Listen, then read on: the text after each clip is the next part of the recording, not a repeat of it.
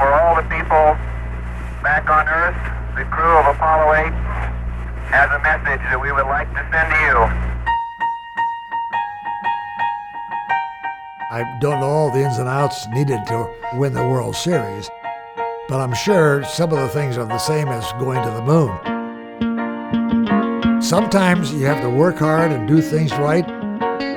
Sometimes things just happen to you to finally win this series.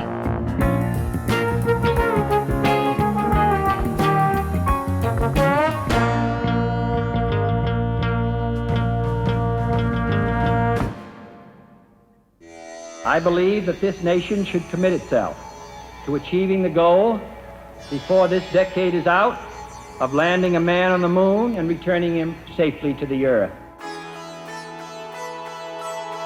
You got President Kennedy in the 60s saying, hey, we're going to land a man on the moon. Well, the joke always was, we may land a person on the moon before the Cubs actually win a World Series. Back as a little kid, I thought for sure the Cubs were going to win. Land on the moon? No shot. I remember watching on TV, yeah. It's amazing that they hired so many people with black frame glasses, because I guess they all wanted to be astronauts, and to be an astronaut you can't have eye trouble. So all the rest of them ended up being in the room with their glasses.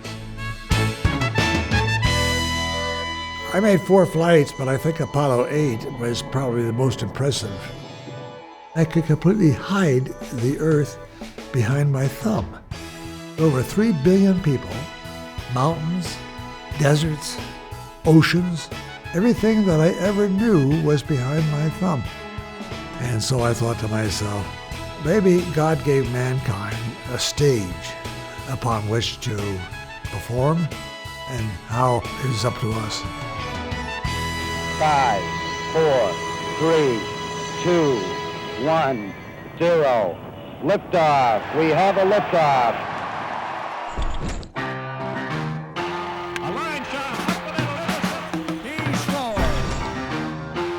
Well, the Cubs rolled off to an 11-1 start, and by the end of April, the Cubs were playing almost 700 ball. This might be the year. After you start winning, you say, this is how baseball should be. We expected to win. We expected to win the pennant. People fell in love with the ball club. I mean, we'd take batting practice in front of 20,000 people. I remember once, before I went to vending, I helped the guys take the tarp off, and there were tens of thousands of people already in the stands, and they roared their approval. I mean, we got cheered for taking the tarp off. I mean, it still might be my greatest sporting moment. I mean, I was never an athlete. We're in first place. Cardinals are right behind us. We were 2 runs down, 2 guys on base, 2 outs, and Hickman hits a home run. And for some reason, I went up and clicked my heel. So I get in the clubhouse the next day, and Leo comes in and says, do you think you could click your heels again? Then the fans got into it. They would stay to the end of the game, and I'd go down and click my heels once, they would yell twice, and 3 times. He just did it out of emotions, but I knew that if I was on another ball club, I wouldn't like that. And they didn't, and they wanted to whomp on us. And I remember we left here and went to New York at the time, and the guys on opposing team didn't like it. In every way, it was bulletin board material. Everybody was aware of it. Everybody disliked it. We're not going to get shown up like that. Going into 1969, it was sort of predetermined that the Cardinals were going to win it all. And the Cubs, maybe second. There really wasn't much expected from the Mets. The writers asked Gil Hodges in the spring, how many games can this team win? And Gil said, 85. And I just remember us going, us? 85? Okay, if you say so. It was like, hey, we know we're not as good as that team from Chicago. So it's early July. The Mets are hanging in there. This was going to make or break the Mets season. Were they pretenders or contenders? First game of the series, July 8th. Fergie's pitching to Jem, leading 3-1 going into the ninth. Fergie is signaling to center field. Center fielder Don Young is not moving. Fergie wants him to move over. Young isn't moving. That's well hit. Deep to left center. That's way back there. It is caught and dropped by Young.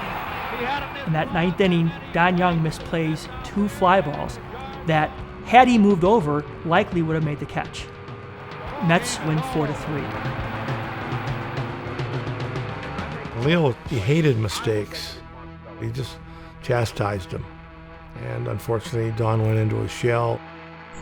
After the game, Leo just lights into him. My 3-year-old could have caught that ball.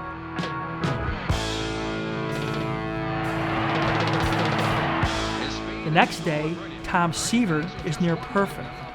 His no-hitter going into the ninth. And Seaver's rubbing up the ball, looking around Shea, soaking it up. His moment in history is ready to unfold. And I'm like, wow, this is intense. And here's Jimmy Qualls coming up, and he's going to get something hard from Seaver. There's a drive, left center field. There goes the no-hitter. I remember reading from Seaver that nothing in his professional and civilian life ever disappointed him like losing that perfect game against the Cubs. Nothing. The Cubs actually increased their lead over the Mets over the next couple of weeks. But it was more of a boost for the Mets. The Mets said, we can win this. We're for real. Look at the New York Mets. Look at the fans. They came on. They bypassed the Cardinals, and all of a sudden they're shooting at us. It's one small step for man, one giant leap for mankind. In mission control, I was silently with him coming down those steps. It really gave everybody a sense of satisfaction, a sense of being proud to be American. We're playing in Philadelphia, and all the players, both teams, lined up on the baselines when we found out that they had landed on the moon. You're talking about a thrill. That was unbelievable. And the next day in the press, I was on the back page, winning the ball game. But the space race was on the front page. I mean, it's really important to know that you're part of that history.